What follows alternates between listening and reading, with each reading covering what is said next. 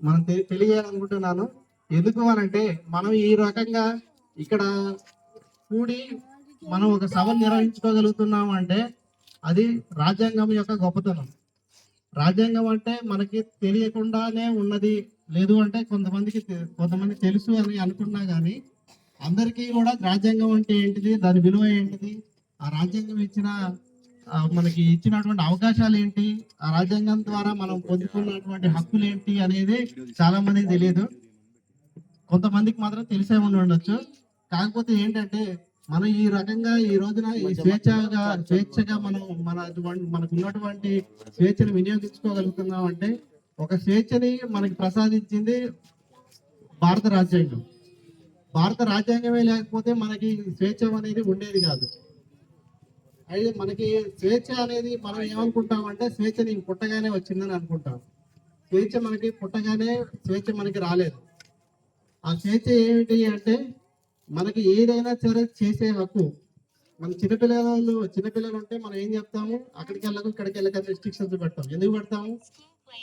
వాళ్ళకి కొన్ని విషయాలు తెలియదు కాబట్టి ఎక్కడికైనా వెళ్తే వాళ్ళు దేనిలోనైనా ప్రమాదంలో పడడానికి అవకాశం ఉంది కాబట్టి రెస్ట్రిక్షన్స్ పెడతాం. కానీ రెస్ట్రిక్షన్స్ అంటే పరిమితులు విధిస్తాం. అయితే ఈ పరిమితులు విధింపు అనేది మనకి హేతుబద్ధంగా ఉన్నట్టు కనిపిస్తుంది. కానీ కాకపోతే చిన్నపిల్లగాళ్ళకి ఏమనిపిస్తుంది, మా అమ్మ కానీ మా నాన్న కానీ ఎక్కడికి పంపించరు, నన్ను ఎక్కడికి వెళ్ళనియరు, కొట్టుకాడికి పంపించరు, ఎటు పంపించరు అని అనుకుంటారు. అయితే మనం ఎందుకు వాళ్ళ మీద పరిమితులు ఎందుకు పెడుతున్నాము అని అంటే వారి భవిష్యత్తు బాగుండడం కోసం మాత్రం మనం పెడుతున్నాము. అట్లాగే మనకి భారత రాజ్యాంగం కూడా కొన్ని పరిమితులతో కూడినటువంటి స్వేచ్ఛను మనకు ప్రసాదించింది.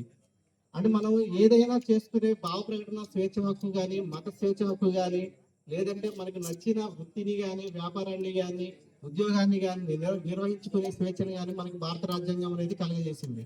అయితే ఈ భారత రాజ్యాంగం మనకి ఇచ్చిన ఈ స్వేచ్ఛని కొన్ని పరిమితులు లోబడి మాత్రమే మనకి ఈ స్వేచ్ఛ అనేది విధింపబడి ఉంటుంది.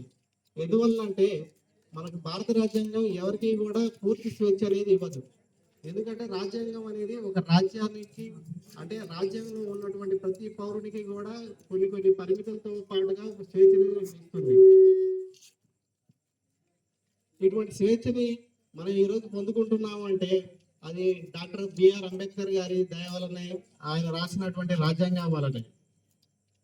ఇటువంటి రాజ్యాంగాన్ని మనం కలిగి ఉన్నాము అంటే భారతదేశము ఇటువంటి ప్రపంచంలో ఉన్నటువంటి అతిపెద్ద లిఖిత రాజ్యాంగం మరియు సంక్లిష్ట రాజ్యాంగం కూడా అనిపిస్తుంది. కానీ కాకపోతే ఏమిటి అంటే భారత రాజ్యాంగం ఎంత అతిపెద్ద లిఖితమైన రాజ్యాంగం అయినప్పటికీ కూడా, సంక్లిష్టత కలిగి ఉన్నప్పటికీ కూడా ఎంతో సరళమైనటువంటి విషయాలని సరళంగాను, క్లిష్టమైనటువంటి విషయాలను క్లిష్టంగాను పరిష్కరించగలిగేటువంటి సామర్థ్యం కలిగి ఉన్నది భారత రాజ్యాంగం. ఈ భారత రాజ్యాంగానికి సృష్టికర్త డాక్టర్ బిఆర్ అంబేద్కర్. కానీ భారత రాజ్యాంగం యొక్క మౌలిక స్వరూపాన్ని గురించి కాపాడే బాధ్యత మాత్రం అంటే కేర్ టేకర్ గా ఎవరు వ్యవహరిస్తున్నారు అంటే సుప్రీంకోర్టు వ్యవహరిస్తుంది. ఇప్పుడు నిన్ననే ఒక అమెండ్మెంట్ బిల్ ఒకటి జడ్జిమెంట్ వచ్చింది, సుప్రీంకోర్టు వెలువరించింది. ఏంటి అంటే ఒక రాష్ట్రంలో ఏదైనటువంటి ఒక బిల్లుని గవర్నర్ కి మంత్రిమండలి పంపిస్తే దాన్ని గవర్నర్లు వాళ్ళ దురుద్దేశంతో తొక్కి పెడుతున్నారు. దాన్ని నియంత్రిస్తూ చాలా సార్లు సుప్రీంకోర్టు గైడ్ లైన్స్ ఇచ్చింది, కానీ వాటిని ఎవరు పాటించట్లేదని చెప్పేసి సుప్రీంకోర్టు ఏం చేసింది అంటే 3 నెలల గడువు అనేది విధించింది. అంటే మనకి సుప్రీంకోర్టు అనేది ఎంత బలీయంగా ఉంటే అటువంటి తీర్పు ఇచ్చింది. సుప్రీంకోర్టు సూచనలు చేయలేదు, తీర్పే ఇచ్చింది. అంటే 3 నెలల కంటే మించి గవర్నర్ దగ్గర ఏ ఫైలు పెట్టుకోకూడదు, ఒకవేళ పెట్టుకున్నట్టయితే ఆటోమేటిక్ గా అది బిల్లుగా మారిపోతుందని చెప్పేసి చెప్పింది. అంటే మన రాజ్యాంగానికి ఎవరు నిర్దేశిస్తున్నారు అంటే సుప్రీంకోర్టు నిర్దేశిస్తుంది. ఇటువంటి విషయాలన్నీ కూడా మనం ఈ పిల్లలకి కానీ మనం అందరం కానీ ఎప్పుడు నేర్చుకోగలుగుతాము అంటే మనం రాజ్యాంగం గురించి తెలుసుకున్నప్పుడే. ఈ రాజ్యాంగం గురించి తెలుసుకోవాలి అంటే మరి మనం ఏం చేయాలి?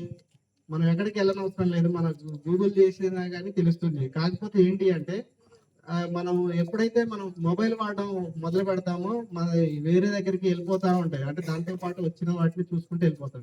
కానీ కాకపోతే ఏం చేయాలి అంటే చిన్నప్పటి నుంచే రాజ్యాంగం గురించి, రాజ్యాంగ అవగాహన గురించి చిన్నపిల్లల దగ్గర నుంచే మనం అవగాహన కల్పించాలి. దాని వల్లనే మనం మనకున్నటువంటి స్వేచ్ఛని మనం ఎలా వినియోగిస్తున్నాము, మనకున్నటువంటి ఈ వ్యక్తి స్వేచ్ఛను కానీ, వాక్ స్వాతంత్రాన్ని కానీ, మత స్వాతంత్ర హక్కుని కానీ ఏ విధంగా మనం వినియోగించుకుంటున్నాం అనేది తెలుస్తుంది. ఇకపోతే భారత రాజ్యాంగానికి నిర్మాత అయినటువంటి డాక్టర్ బిఆర్ అంబేద్కర్ గారు, ఆయన మనం ఇప్పుడున్నటువంటి పరిస్థితుల్లో ఆయన భారత రాజ్యాంగాన్ని రాయలేదు. ఎందుకంటే భారత రాజ్యాంగాన్ని రాసేటప్పటికి ఆయన ఒక అంటరాని కులంలో పుట్టాడు అని అప్పుడు ఇప్పుడు ఉన్నట్టు ఉన్నటువంటి కుల వివక్ష కాదు, అప్పుడు మరీ దారుణంగా ఉండే కుల వివక్ష ఉండేది. అంటే ఆ రోజులలో ఒక దళిత వ్యక్తి అని అనబడిన వారు, లేదంటే అంటరాని వారు, అన్టచబుల్ పర్సన్స్ ఎవరైతే ఉంటారో వాళ్ళని ఎవరిని కూడా కనీసానికి మనకి నీళ్లు తాగడానికి కూడా ఇచ్చేవాళ్ళు కాదు. మరి మనుషులు వాళ్ళ ఇంటి దగ్గరికి వెళ్ళినప్పుడు దాహం అయితే ఎలా తాగుతారు అంటే మనకి చూరు ఉంటుంది, ఆ చూరు మీద ఒక కప్పు ఉంటుంది, అంటే మనకు నీళ్లు పోవడానికి ఒక ఉంటుంది గాడి, ఆ గాడిలో వాళ్ళు నీళ్లు పోసేవారు.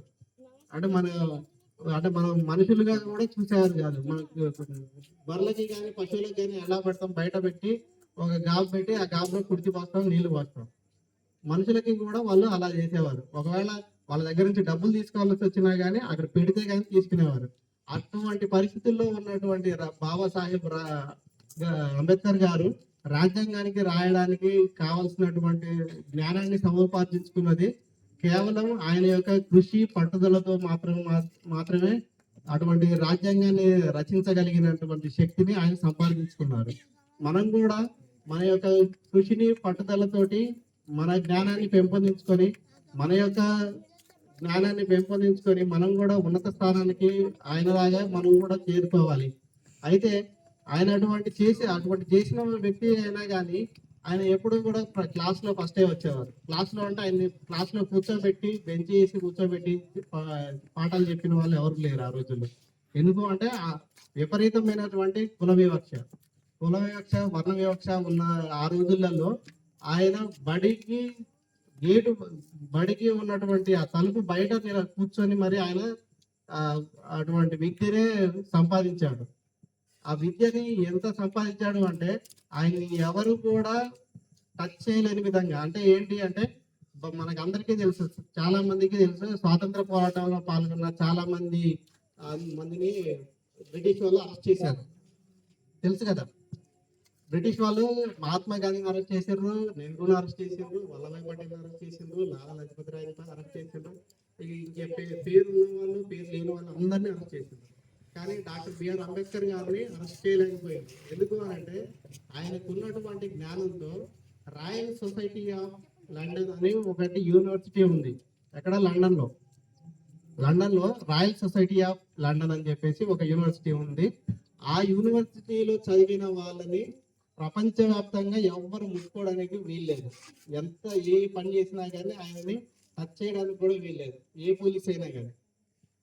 అటువంటి ఎందుకు అంటే బ్రిటిష్ సామ్రాజ్యంలో ఉన్నారు, ప్రపంచంలో ప్రతి దేశం కూడా బ్రిటిష్ సామ్రాజ్యంలో కిందనే ఉంది కాబట్టి అక్కడ ఉన్న వారిని ఎవరు కూడా ఏ దేశంలో ఉన్నా సరే వాళ్ళని ముట్టుకోవడం కాదు, అరెస్ట్ చేయడం కాదు, అసలు ఏమి చేయకుండా ఉండాలి. అటువంటి అంటే అంతటి జ్ఞానాన్ని సంపాదించే ఆయన లండన్ రాయల్ సొసైటీలో ఆయన ఒక సభ్యుడిగా ఉండడం వల్ల ఆయన బ్రిటిష్ వారు ఏ కోర్టు కానీ ఏ పోలీసు కానీ ఆయన అరెస్ట్ చేయలేకపోయింది. ఆయన అటువంటి జ్ఞానాన్ని సంపాదించాడు. ఇది ఎక్కడి నుంచి వచ్చింది అంటే ఆయన నన్ను వివక్ష చూపిస్తున్నారు అని చెప్పేసి ఆయన ఎప్పుడూ కూడా కుంగిపోలేదు, ఆయన ఎప్పుడూ కూడా దాని గురించి ఆలోచించలేదు. మరి ఏం చేశాడు ఆయన అంటే నన్ను వివక్షగా చూసినారు కానీ కాకపోతే నా జ్ఞానాన్ని మాత్రం వాళ్ళు ఆపలేరు. ఎవరి జ్ఞానాన్ని కూడా ఎవరు ఆపలేరు, ఎవరి తెలివితేటల్ని కూడా ఎవరు ఆపలేరు. నన్ను ఒక దగ్గర తొక్కవచ్చు కానీ ఇంకొక దగ్గర నేను ఉదయిస్తాను అనే ఉద్దేశంతో ఆయన ప్రతి చోట ఆయన 32 డిగ్రీలను కలిగి ఉన్నాడు. 32 డిగ్రీలు, ఎంఏలో 18, బిఎస్సిలో 2, ఇంకా చాలా చాలా డిగ్రీలు కలిగి ఉన్నాడు. అంటే ఆయన డిగ్రీల కోసం ఆయన చేసింది కాదు అది. కాకపోతే ఏంటి అంటే డిగ్రీలు ఆయన కలిగి ఉన్నాడు అని అంటే ఆయన అంత ప్రతి దానికి ఈ రోజుల్లో 1 డిగ్రీ 2 డిగ్రీలు ఉంటే నేను డబుల్ పీజీ చేసిన అని చెప్పి చెప్పుకుంటారు. అంతే కదా, నేను డబుల్ పీజీ చేసిన, ఇట్లా నా కాళ్ళు ఎగరేస్తే నేను డబుల్ పీజీ చేసిన, అసలు నువ్వెంత, నువ్వు చదువుకుంటే నీ చదువు ఎంత, నేనెంత అని చెప్పేసి చెప్పుకుంటారు. కానీ ఆయన 32 పీజీ డిగ్రీలు, అటువంటి 32 పీజీ డిగ్రీలలో ఎల్ఎల్బి కూడా చేశారు, ఎల్ఎల్బి చేశారు, ఎల్ఎల్ఎం చేశారు. అంటే ఆయన బారిస్టర్గా లండన్ బారిస్టర్ కూడా చేశారు. ఇటువంటి అన్ని రకాలైనటువంటి ఉన్నటువంటి ఆయన జ్ఞానాన్ని ఆయన పెంచుకుంటూ ఉన్న వాటన్నిటి అంటే కూడా ఆయన అత్యధిక జ్ఞానాన్ని సంపాదించి మాత్రమే మనకి ఈ రాజ్యాంగాన్ని రూపకల్పన చేయడానికి ఆయన సిద్ధపడ్డాడు. ఆయన మాత్రమే చేయగలిగే శక్తిని కలిగి ఉన్నాడు. అందువల్లనే ఆయనకి భారత రాజ్యాంగాన్ని డ్రాఫ్టింగ్ కమిటీ చైర్మన్ గా ఆయన నియమించింది. ఎవరు? మన అసెంబ్లీ కౌన్సిల్ అంటారు.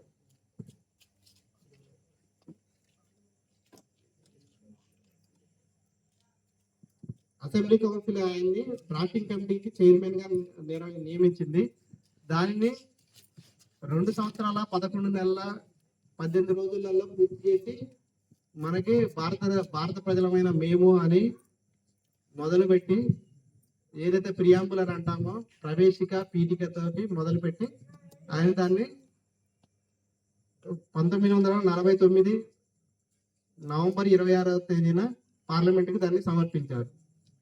ఈ రోజు మనం ఆయన్ని గుర్తు చేసుకోవడానికి, ఆయనకి నివాళులు అర్పించడానికి మనం ఎందుకు ముందుకు రావాల్సిన అవసరం ఉంది అంటే, ఆయన చేసినటువంటి త్యాగము, ఆయన పడ్డటువంటి కష్టము, ఆయన కష్టాన్ని పడి ఆయన త్యాగం చేసి ఆయన స్వార్థం చూసుకోలేదు. ఆయన కష్టపడ్డాడు, ఆయన త్యాగం చేశాడు, కానీ ఆయన స్వార్థాన్ని ఎక్కడా చూసుకోలేదు.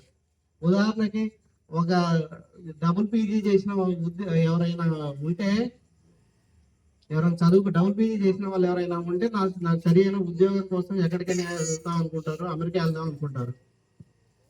వెళ్దాం అనుకుంటారు, జర్మనీ వెళ్దాం అనుకుంటారు, యూకే, యుఎస్ ఎటన్నా వెళ్దాం అనుకుంటారు.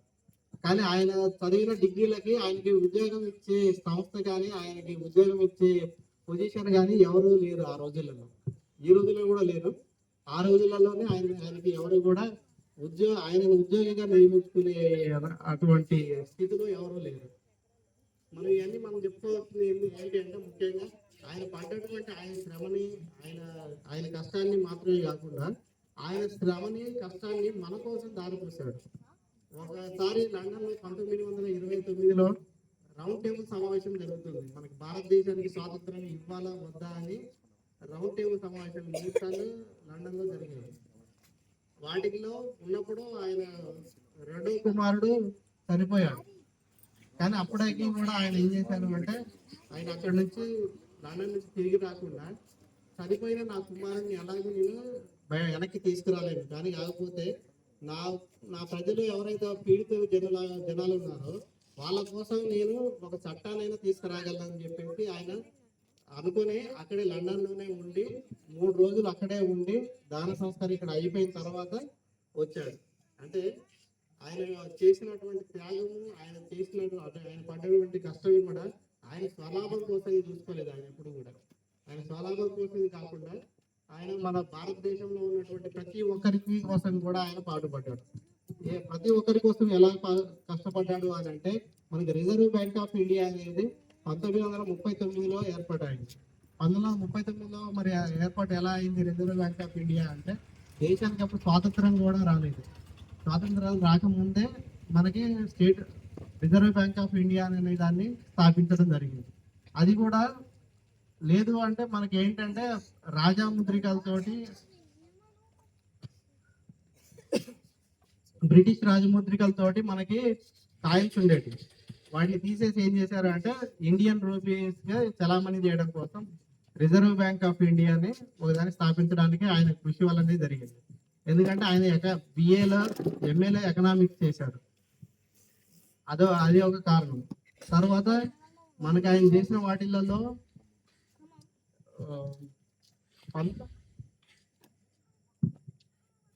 సతీ సహగమనం ఉండేది మనకి భారతదేశంలో. సతీ సహగమనాన్ని కూడా రూపుమాపడానికి మన తెలుగు నాడులో ఏం చెప్తారు, కందుకూరి వీరేశలింగం పంతులు సతీ సహగమనానికి వ్యతిరేకంగా ఉద్యమాన్ని నిర్వహించాడని చెప్తారు. కానీ సతీ సహగమనానికి, బాల్య వివాహాలకి ఆనాడే ఆయన డాక్టర్ బిఆర్ అంబేద్కర్ గారు ఆనాడే ఆయన వ్యతిరేకంగా కృషి చేశారు.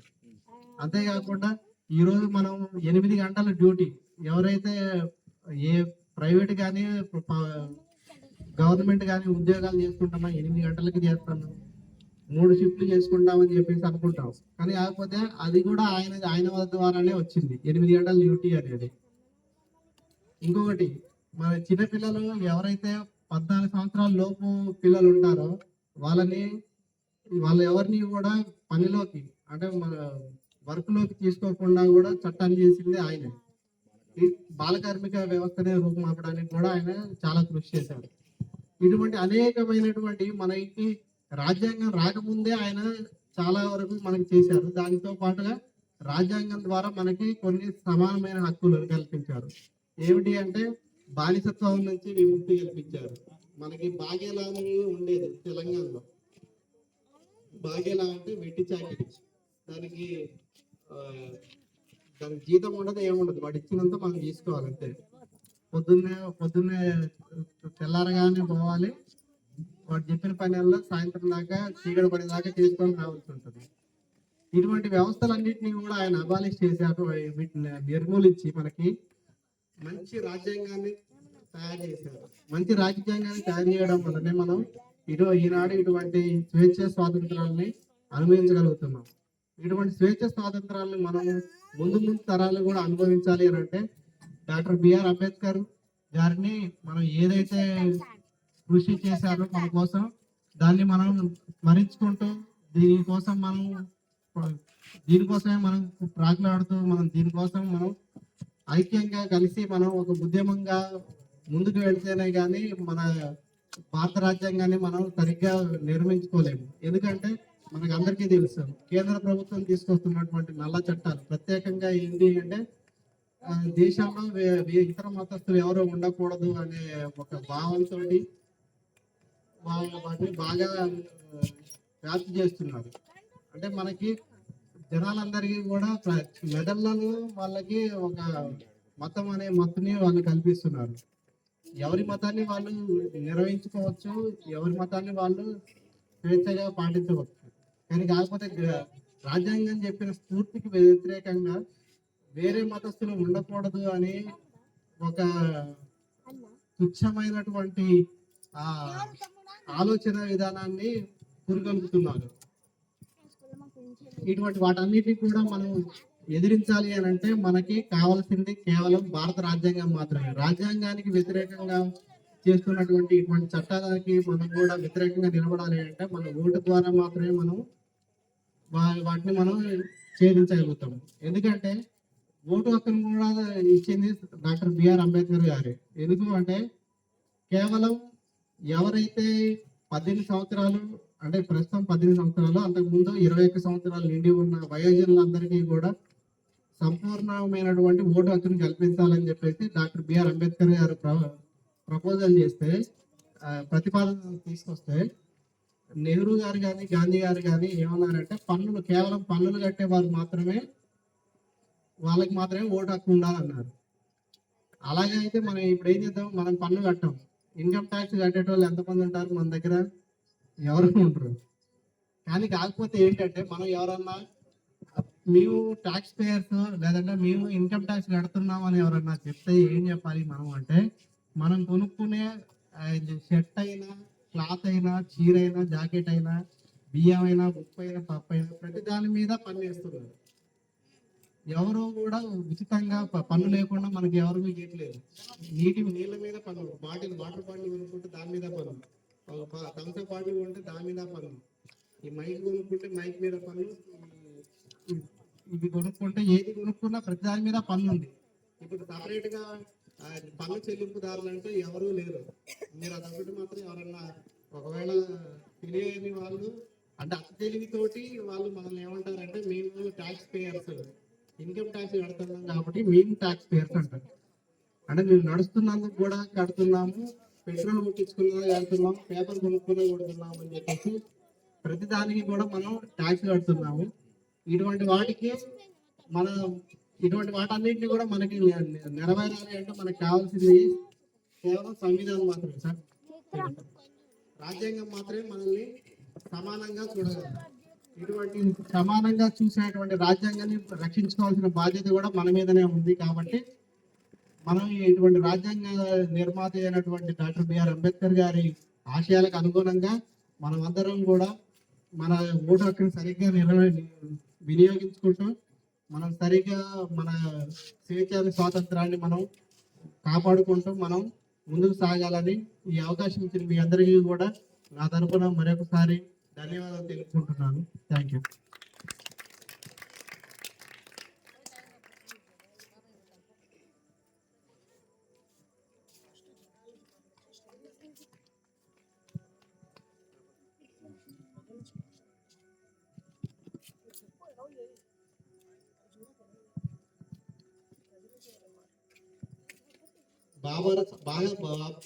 బాబాసాహెబ్ అంబేద్కర్ గురించి కానీ లేదంటే రాజ్యాంగం గురించి కానీ ఎవరైనా మాట్లాడాలనుకుంటే 2 నిమిషాలు మాట్లాడచ్చు.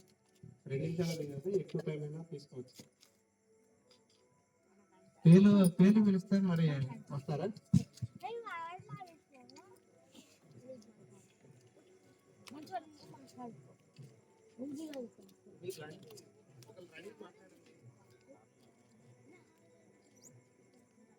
సరే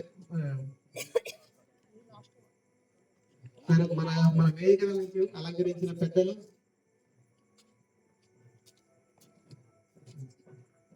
గట్టిగా చెప్పండి ఉంటుంది. మన తిరుమలపల్లి ప్రభాకర్ మాట్లాడడానికి ముందుకు వచ్చినందుకు సంతోషంగా ఆహ్వానిస్తున్నాము. ఒకసారి చప్పట్లు కొట్టేసి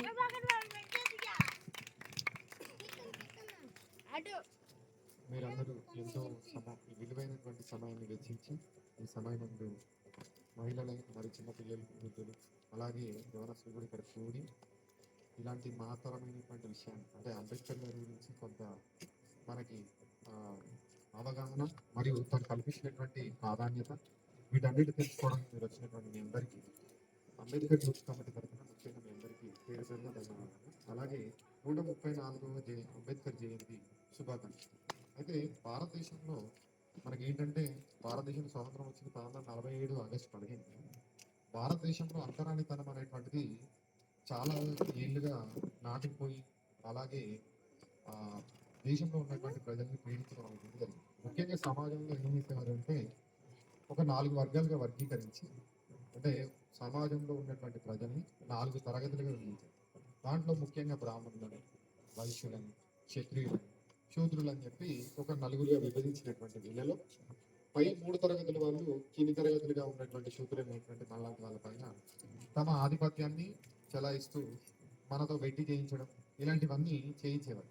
అట్లీస్ట్ మనం కనీసం ఎవరైనా ఉన్నత వర్గానికి చెందినటువంటి వారి ఇంటి ముందు నుండి ఒక దళితుడు కానీ లేకపోతే బహుజనుడు కానీ ఇంకెవరన్నా బీసీలు కానీ ఎవరన్నా వెళ్తే ఆ రోజుల్లో ఏం చేసేవాళ్ళు అంటే మన నడుముకి ఒక తాట కట్టుకొని వెళ్ళేవారు. అంటే మన నడిచేటువంటి అడుగులు కూడా వాళ్ళకి కనబడొద్దు అనేటువంటి భావన తీసుకొచ్చేవారు ఆ రోజు.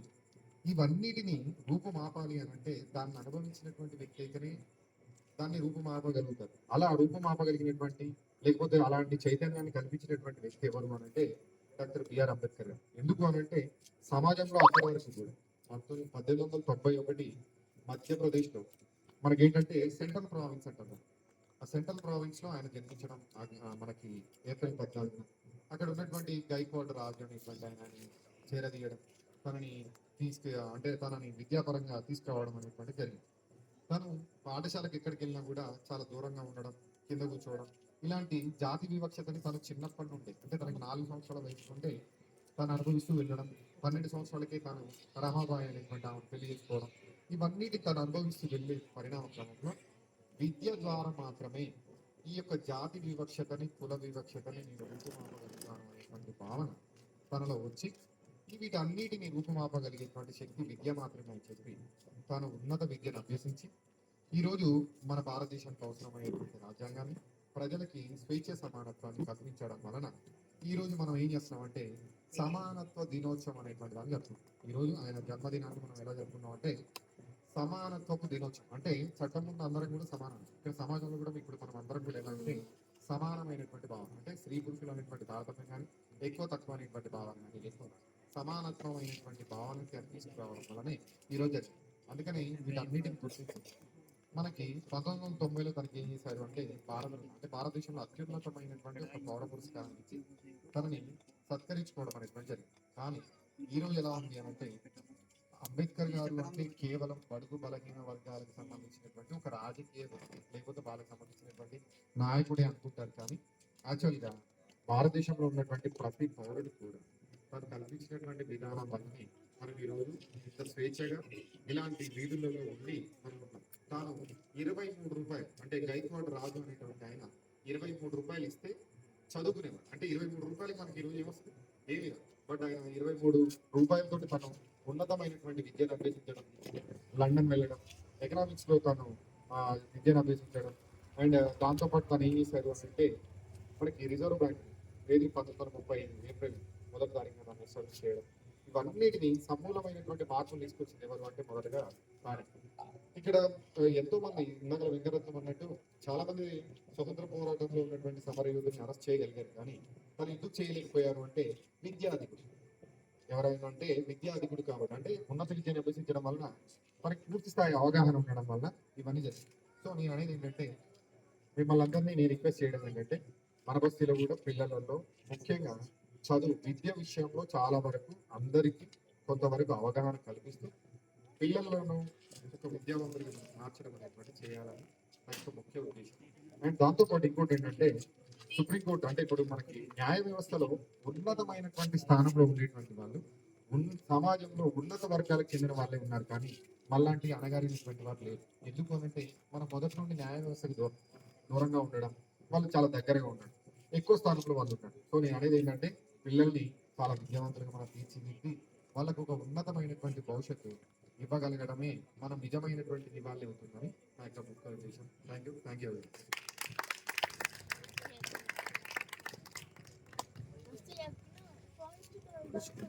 ఆయన ఆశయాల గురించి డాక్టర్ బిఆర్ అంబేద్కర్ గారు చేసినటువంటి విషయాల గురించి చాలా క్లుప్తంగా కూలంకుషంగా వివరించినటువంటి ప్రభాకర్ గారికి మరొకసారి కృతజ్ఞతలు తెలియజేస్తూ స్త్రీల నుంచి కూడా ఎవరన్నా ఒకరు వచ్చి మాట్లాడితే బాగుంటుంది.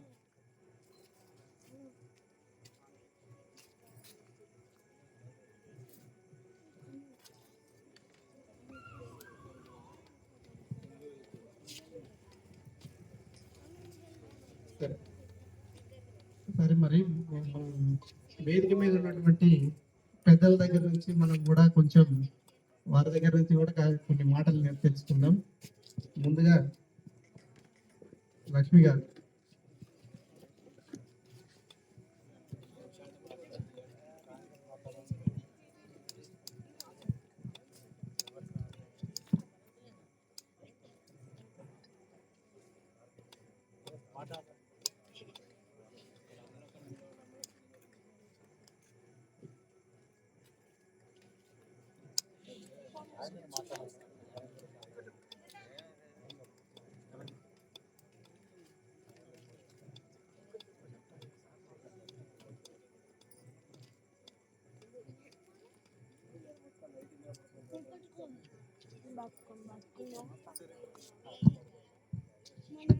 మన కాలాతీతం కాకుండా మరి మన మధ్య ఉన్నటువంటి లెక్చరర్ గారు అయినటువంటి రాజేంద్ర గారిని అంబేద్కర్ గారి గురించి రాజ్యాంగం గురించి మాట్లాడవలసిందిగా మీ అందరి తరఫున నేను సవినయంగా మనవి చేస్తున్నాను.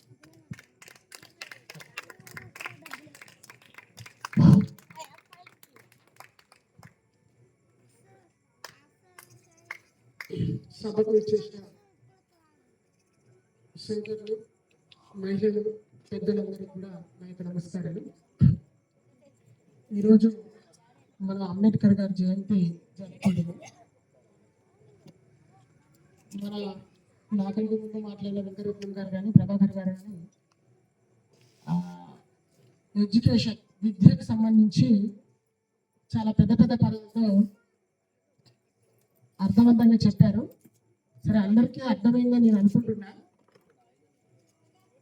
నేను చాలా తక్కువ టైంలో అసలు ఇప్పుడు మన అంబేద్కర్ గారిని ఎందుకు సన్మానించుకుంటున్నాం, ఎందుకు గుర్తు చేసుకుంటున్నాం, ఎందుకు ఆయన గురించి మాట్లాడుకుంటున్నాం అనే విషయాన్ని మీరే చెప్పాలి, నేను చెప్పడం లేదు.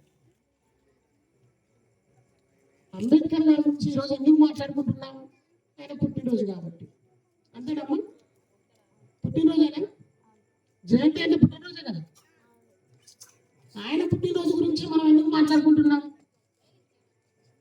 ఈరోజు పెద్దలు ఎంతో మంది స్వాతంత్ర సమరులు ఉన్నారు, పోరాటగారులు ఉన్నారు, తెలంగాణ పోరాటగారులు ఉన్నారు, ఎంతో మంది ఉన్నారు. వాళ్ళు చేసుకుంటాం, అది వేరే. ఏప్రిల్ 14వ తారీఖు జయంతి రోజు ఇందాక ప్రభాకర్ సార్ చెప్పారు, సమానత్వ దినోత్సవం జరుపుకుంటున్నాం అని. ఎందుకు జరుపుకుంటున్నాం అది మనకు అర్థం కావాలి. అదే లాజిక్. సింపుల్ గా అంబేద్కర్ గారు పుట్టిన దగ్గర నుంచి ఆయన ఎంతో ఎత్తుకు ఎదిగినా కూడా ఈ విషయాన్ని అర్థం చేసుకోండి. పుట్టిన దగ్గర నుంచి ఎంతో ఎత్తుకి, ఎంతో పెద్ద స్థాయికి ఎదిగిన తర్వాత కూడా వివక్షతను ఎదుర్కొన్నాడు. ఆ ఎదుర్కొన్నటువంటి వివక్షత ఏంటి? అంతరానితనం అని కావచ్చు, నిమ్న వర్గాలని కావచ్చు, కులం అని కావచ్చు, అనేక ఇబ్బందులు పడ్డారు. మరి ఆ ఇబ్బందులను ఎదుర్కొన్నటువంటి ఆయనకి ఒక గొప్ప అవకాశం వచ్చింది. ఏ అవకాశం? భారతదేశానికి రాజ్యాంగం, అంటే మన దేశాన్ని మనం నడుపుకోవడానికి. ఇక్కడ అర్థం చేసుకోవాలి, రాజ్యాంగం అంటే ఏంటి అంటే, ఇప్పుడు మనం క్రిస్టియన్ సోదరులు ఉన్నారంటే బైబిల్ని పాటిస్తారు, ముస్లిం సోదరులు ఉంటే ఖురాన్ని పాటిస్తారు, హిందువులు భగవద్గీతను నమ్ముతారు. మనందరం దాని ప్రకారం మన మత వ్యవహారాలు కానీ ఆచార వ్యవహారాలు కానీ పాటిస్తాం. మరి ఇంత పెద్ద భారతదేశాన్ని నడపాలంటే ఒక నడిపించే వ్యవస్థ కావాలి. ఆ వ్యవస్థ ఏంటంటే అంబేద్కర్ గారి సారథ్యంలో రచించినటువంటి రాజ్యాంగం. దాని గురించి మనం ఎందుకు తెలుసుకోవాలి, అసలు అవసరం ఏంటి, ఎందుకు మాట్లాడుకోవాలి అనే విషయం మనకు అర్థం కావాలి. ఇప్పుడు మనకి క్యాస్ట్ సర్టిఫికేట్ ఎక్కడి నుంచి ఇస్తున్నాం? ఎంఆర్ ఆఫీస్ నుంచి ఇస్తారు, అంతేనా? మనం ల్యాండ్ రిజిస్ట్రేషన్ ఎక్కడ చేసుకుంటాం? రిజిస్ట్రేషన్ ఆఫీస్లో చేసుకుంటాం. సరే, మన దగ్గర ఏజెన్సీ రిజిస్ట్రేషన్ లేదు, రిజిస్ట్రేషన్ ఆఫీస్లో చేసుకుంటాం. మన పిల్లలు ఎక్కడికి వెళ్ళి చదువుకుంటారు? Very good. బడికి వెళ్ళి స్కూల్కి వెళ్ళి చదువుకుంటారు. Very good. మనకి ఆరోగ్యం బాగలేకపోతే ఎక్కడికి పోతాం? హాస్పిటల్కి వెళ్తాం. అక్కడికి ఎందుకు వెళ్తాను? సరే, అక్కడ విద్య అందుతుంది, వైద్యం అందుతుంది కాబట్టి వెళ్తున్నాం. కరెక్ట్ మీరన్నది. ఆ వైద్యం కానీ, ఆ విద్య కానీ, ఆ సదుపాయాలు కానీ మనకు అందడం కోసం, మనకి ఇక్కడ మనం ఫీల్ కావాలి. మనకి ఇక్కడ కులం కాదు, మతం కాదు, వర్గం కాదు, ప్రాంతం కాదు, మనకి అంటే మనకి అందడం కోసం రచించిన రాజ్యాంగం. మీకు ఈ వ్యవస్థ ద్వారా ఇది అందాలి, మీకు విద్య అందాలి, పిల్లలు పడికి వెళ్ళి చదువుకుంటారు, కులానికి, మతానికి, ప్రాంతానికి సంబంధం లేకుండా చదువు అందాలి. ఒక హాస్పిటల్కి వెళ్ళావు, నువ్వు ఏ కులం, ఏ మతము, ఏ ప్రాంతము అని అడగకుండా డాక్టర్ని ట్రీట్మెంట్ చేయాలి. ఒక ఆఫీస్కి వెళ్ళావు, నీ హక్కుగా ఒక క్యాస్ట్ సర్టిఫికేట్ తీసుకోవాలి, ఒక ఇన్కమ్ సర్టిఫికేట్ తీసుకోవాలి, ఒక ఫ్యామిలీ మెంబర్ సర్టిఫికేట్ తీసుకోవాలి. ఇవన్నీ కూడా ఇవ్వాలి అని చెప్పి నిర్దేశించి మనకి ఇచ్చింది ఎవరు? రాజ్యాంగం. ఆ రాజ్యాంగం ద్వారానే మనం ఇప్పుడు పొందుతున్నాం. ఇదంతా మనకు తెలియదు, కాకపోతే మనకు సదుపాయాలు అందుతున్నాయనే తెలుసు. ఎవరి ద్వారా నడుస్తున్నాం మనం చెప్పండి? రాజ్యాంగం ద్వారా నడుస్తున్నాం. ఇది అందరు గుర్తుపెట్టుకోవాలి. మన పిల్లలకి చెలగాలి. ఇంట్లో మనం ఏదైనా బైబిల్ ఉంటుంది, ఖురాన్ ఉంటుంది, భగవద్గీత ఉండొచ్చు, అదే విధంగా రాజ్యాంగం బుక్ కూడా ఉండాలి. తెలియాలి మనకి ఏం జరుగుతుందని, అలా ఆర్టికల్స్ ఏంటని తెలియాలి. మనం ఎందుకు చేస్తున్నాం, మనం ఎందుకు తెలుసుకోవాలి అనే విషయం మనకు తెలియాలి. ఫస్ట్ మహిళలు ఉన్నారు, మహిళలందరికీ హక్కులు కల్పించబడ్డాయి. ఇప్పుడు అందరికీ ఓటు హక్కు కల్పించబడింది. నేను ఓటు వేసుకున్నా, ఈరోజు నాకు ఎవరు కల్పించారు ఓటు అనే విషయం తెలియదు. ఇందాక సార్ చెప్పారు, మీకు అందరికి అర్థమైందని అనుకుంటున్నా. బిఫోర్ రాజ్యాంగానికి ముందు మనందరికి ఓటు హక్కు లేదు. ఎవరైతే పన్నులు కట్టేటటువంటి సంపన్న వర్గాలు ఉన్నాయో, సంపన్న అన్న, నేను ఇక్కడ కులం మతం అని చెప్పలేదు, అంటే డబ్బు పన్ను కట్టేటటువంటి ఎవరైతే ఆదాయం కలిగినటువంటి వాళ్ళు ఉన్నారో వాళ్ళకి మాత్రమే ఉంది, మనకు లేదు.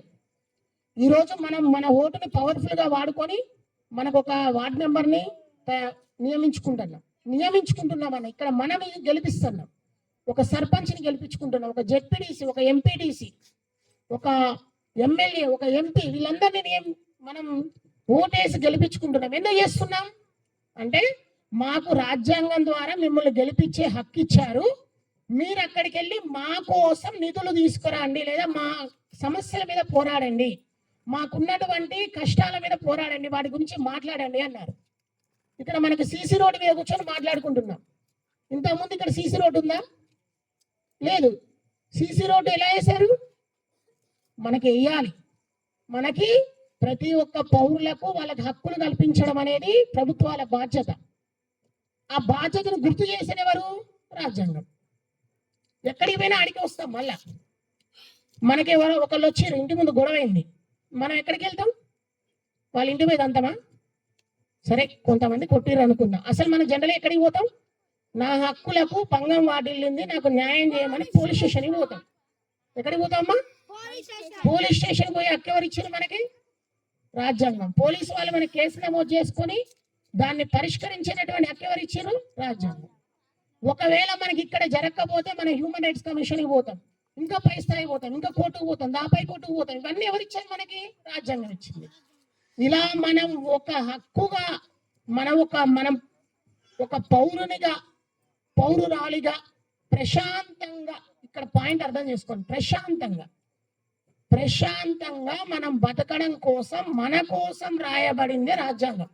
ఆ రాజ్యాంగాన్ని వివిధ దేశాలు తిరిగి 2 సంవత్సరాల ద్వారా 3 సంవత్సరాలు, 2 సంవత్సరాల 11 రోజుల 18 రోజులు మనం అనుకునేది, దగ్గర 3 సంవత్సరాలు కుటుంబాన్ని వదిలిపెట్టి ఆయన దేశ విదేశాలన్నీ తిరిగి అన్ని రాజ్యాంగాలు అక్కడ ఉన్నటువంటి వాళ్ళు రాసుకున్న అన్ని చదివి మనకి దేశంలో ఉన్న వాళ్ళకి కుల వివక్ష ఉండొద్దు, మత వివక్ష ఉండొద్దు, వీళ్ళందరూ సమానత్వంగా బతకాలి, స్వేచ్ఛగా బతకాలి అనేటటువంటి ఒక గొప్ప సంకల్పంతో ఆయన పార్షువాలిటీ లేకుండా, అంటే ఎవరి మీద తక్కువ చూడకుండా, ఎవరిని ఎక్కువ చూడకుండా అందరికీ సమానంగా హక్కులు బాధ్యతలు కూడా ఉండేలా రచించిండు.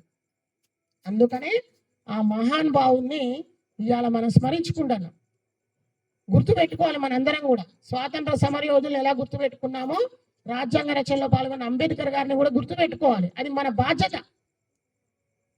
మనం ఒక్కసారి ప్రతి ఒక్క హక్కు పొందేటప్పుడు, దేశానికి స్వాతంత్రం వచ్చినప్పుడు అందరిని ఎట్లా గుర్తుపెట్టుకుంటామో అలాగే మనం ప్రతి ఒక్క హక్కు పొందేటప్పుడు కూడా ఆయన గుర్తు చేసుకోవాలి.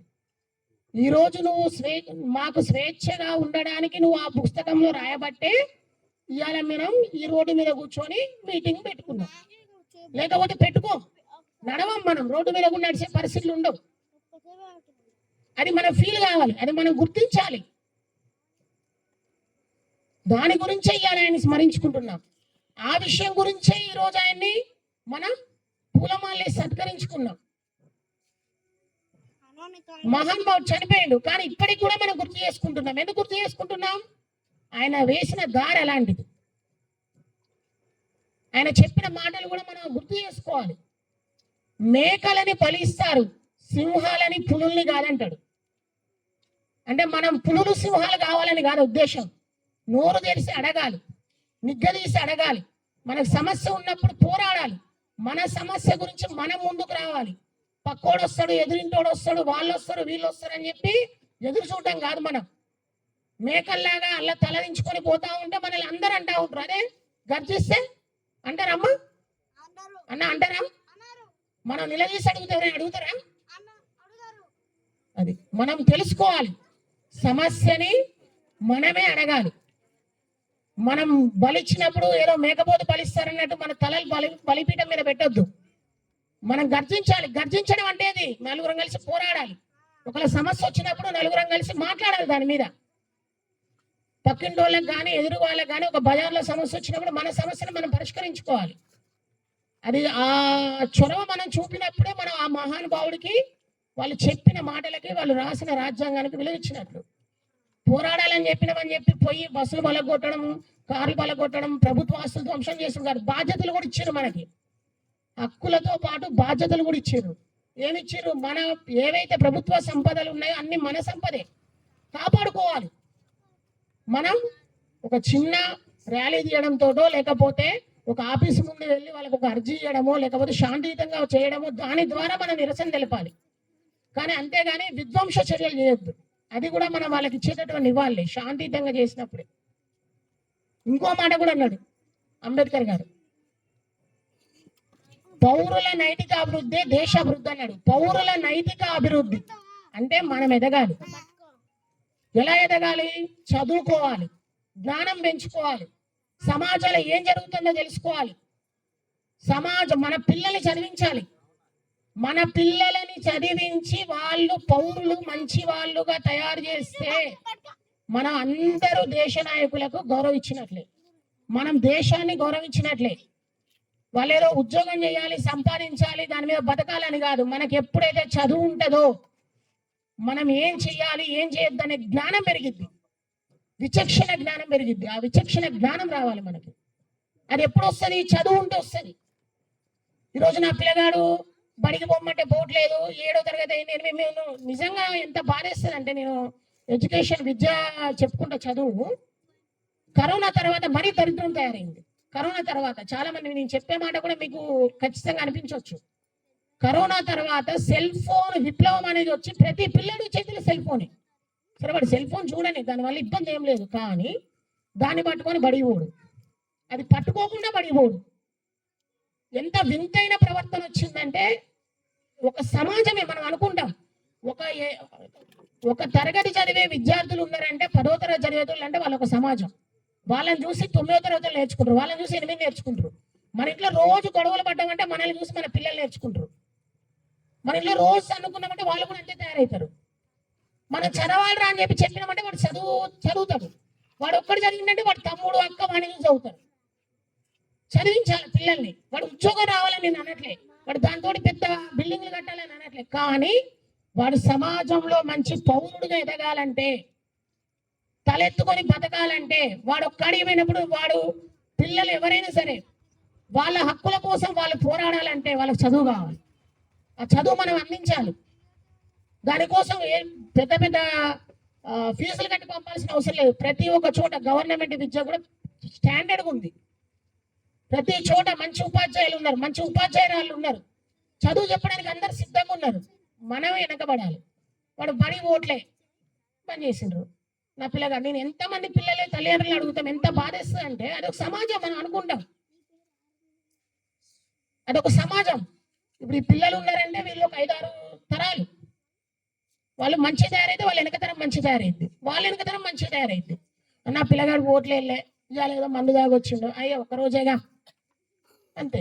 నువ్వు నిలదీసి అడగాలి తల్లిదండ్రులు, ఎందుకురా ఏం చేస్తున్నావు, దీనివల్ల నీకు ప్రయోజనం ఏంది అని వాడిని ఆ ఒక్కరోజు నిలదీసి అడిగి వాడిని కొట్టొద్దు. ఎందుకంటే ఇప్పుడు పిల్లలంతా కూడా మైండ్ ఎట్లుందంటే, వాడంతా ఒక రకంగా సెల్ ఫోన్ విప్లవం వల్ల వాడి మొత్తం మైండ్ నిజంగా చెడిపోయింది. మనం ఏమనొద్దు వాడిని బుజ్జగించాలి, బతిలాడాలి. అయ్యా నువ్వు చదువుకోవాలి, అమ్మ నువ్వు చదువుకోవాలా, నువ్వు ఉద్యోగం చేయకపోయినా పర్లేదు, ఈ చదువే రేపటి రోజులు నిన్ను నిలబెట్టిద్దని చెప్పాలి. అదే వాళ్ళు కోరుకుంది, ఆ మహాన్ భావులు అందరు కోరుకుంది అదే. దేశం మొత్తం కూడా, దేశం కానీ ఒక కులం కానీ లేదా ఒక సమాజం కానివ్వండి, బలంతో కాదు చదువుతోనే పైకి వస్తాయని చెప్పారు మహాన్ భావులు. బలం కాదు, మనం ఒక 10,000 మంది ఉన్నాయండి, ఒక చదువుకున్నాడు వాడి ముందు నిలబడి కరెక్ట్ క్వశ్చన్ అడిగిందంటే నిలబడలేరు. 9,999 మంది వెనక్కి వెళ్ళిపోతారు. ఎందుకు వెళ్తారంటే వాడికి భయం. వాడు అడిగిన క్వశ్చన్లో దమ్ము ఉంది, ప్రశ్నలో దమ్ము ఉంది. ఆ దమ్ము ఎట్లా వచ్చింది? చదువు వల్ల వచ్చింది. అది మనందరం కూడా అది చేసుకోవాలి, తెలియాలి. ఈ అవకాశాన్ని నాకు ఇచ్చి ఈరోజు సభలో పాల్గొనేందుకు అవకాశం ఇచ్చిన ఏవైసీ యూత్ కమిటీ సభ్యులందరికీ కూడా, ఏవైసీ యూత్ సమితి సభ్యులందరికీ కూడా నా ధన్యవాదాలు. అలాగే ఈ ప్రసంగాన్ని విన్నటువంటి పెద్దలు, మహిళలు, అక్కలు, చెల్లెళ్ళు, అన్నలు అందరికీ కూడా నా యొక్క ధన్యవాదాలు, కృతజ్ఞతలు. Thank you.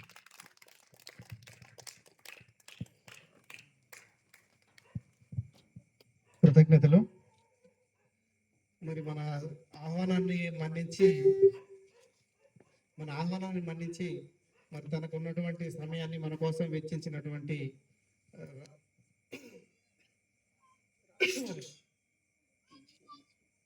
రాజేంద్ర గారికి మన అందరి తరపున, మన బస్తీ ప్రజలందరి తరపున ఆయనకి మరొకసారి కృతజ్ఞతలు తెలియజేస్తున్నాను.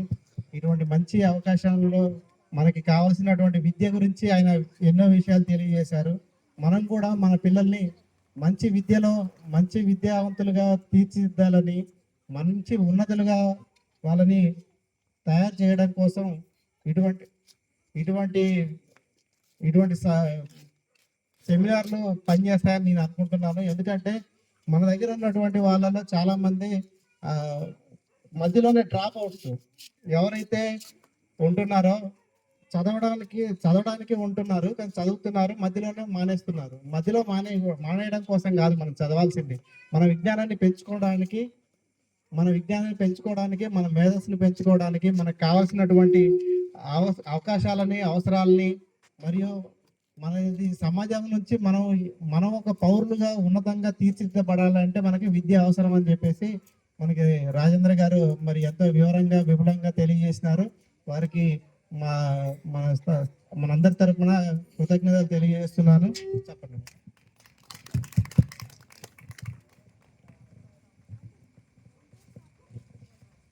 ఇక ఇటువంటి సభకు వచ్చినటువంటి మీ అందరికి కూడా నా ప్రత్యేకమైనటువంటి కృతజ్ఞతలు. ఎందుకంటే ఒక సెమినార్ పెడతాము అంటే, ఒక సభ పెడతాము అని అంటే ఏదో వాళ్ళు చెప్పుకొని వాళ్ళ కోసం అవసరమైంది ఏదో చెప్తారులే అని చెప్పేసి అనుకొని కొంతమంది వస్తారు. లేదంటే ఏదో వెళ్దాంలే, పిలిచిండ్రు కదా, పిలిచినందుకు వెళ్దాం అనేటోళ్ళు కొంతమంది. సరే, అలా ఎలాగ ఉన్నా, ఎంతమంది ఉన్నా కానీ ఏదైనా విషయం తెలుపుతారు, మనకి విషయం తెలియజేస్తారు. దీనివల్ల మనం ఏదైనా సరే కాస్తంత జ్ఞానం నేర్చుకోగలుగుతామని అనుకునే వచ్చినందుకు మీ అందరికీ నా తరఫున కృతజ్ఞతలు తెలియజేస్తున్నాను.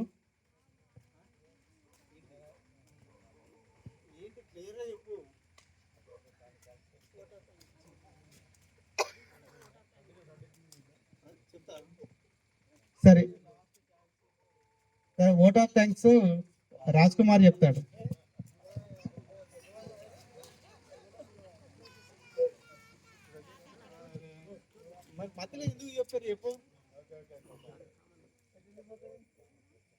సరే, ఇటువంటి సమావేశానికి వచ్చినందుకు మీ అందరికీ పేరు పేరున నా యొక్క కృతజ్ఞత వందనాలు తెలియజేస్తున్నాను. ఎందుకంటే నేను కూడా చదువు కోసం చాలా మందికి చెప్పాను. మన యూత్ ఉన్న వాళ్ళని అడిగితే చెప్తారు, నేను చదువుకోండి అని చాలా మందికి చెప్పాను కానీ చెప్పినప్పుడు విన్నారు, మధ్యలో డ్రాప్ అవుట్స్ అయ్యారు. కాకపోతే ఏంటంటే డ్రాప్ అవుట్స్ కాకుండా విద్యని ఒక డిగ్రీ వరకైనా సరే పూర్తి చేస్తే, మనకి అందులో కాస్త అనుభవం వస్తే మనం ఇటువంటి సమాజంలో ఎక్కడైనా బ్రతకొచ్చు. సమాజాన్ని మనం ప్రశ్నించవచ్చు. సార్ చెప్పినట్టుగా సమాజాన్ని ప్రశ్నించవచ్చు. మనం ప్రశ్నించిన దానికి సమాధానం ఎంతవరకు వస్తుంది, అది వచ్చిన సమాధానం మనల్ని సంతృప్తి పరుస్తుందా లేదా, అది రాజ్యాంగబద్ధంగా ఉందా లేదా అనేది మనం తెలుసుకోవచ్చు. ఇటువంటి సమావేశాలు ముందు కూడా నేను నిర్వహించడానికి నా కృషి చేస్తానని చెప్పేసి మీ అందరికీ తెలియజేసుకుంటూ, ఈ సమావేశానికి విచ్చేసినటువంటి పెద్దలైనటువంటి వారందరికీ నా తరపున, మీ తరపున మరియు కృతజ్ఞతలు తెలియజేస్తూ ఈ సమావేశాన్ని ముగిస్తున్నాను. మీకు కాసేపు రిట్రీట్ ఉంది, అది స్టార్ట్ అయింది, వచ్చేస్తుంది. రిట్రీట్ కోసం స్టార్ట్ అయింది. మీ అందరికీ సర్వ్ చేయబడుతుంది. దయచేసి కూర్చోండి, ఒక 5-10 నిమిషాలు.